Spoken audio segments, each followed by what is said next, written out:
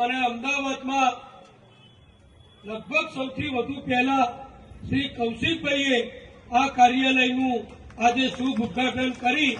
અને પ્રજાની સેવા માટે અહીંયા આપણે જેમ કહીએ ને અડીંગો લગાવ્યો,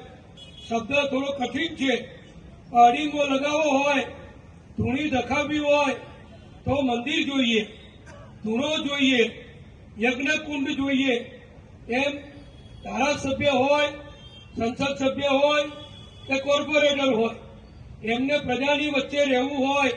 પ્રજાને ઝડપથી મળવું હોય તો આવા કાર્યાલયો, જેનું નામ આપણે કર્તવ્ય સેવા કાર્યાલય રાખ્યું છે.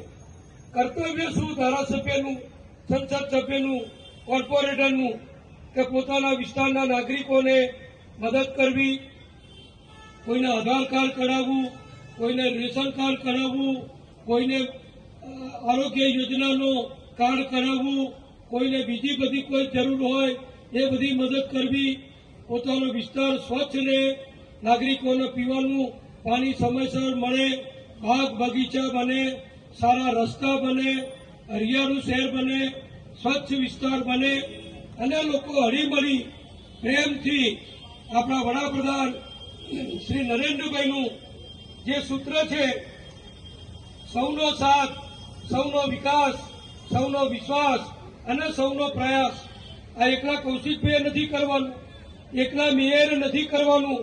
એકલા ચેરમેને નથી કરવાનું, આ બધાએ ભેગા થઈ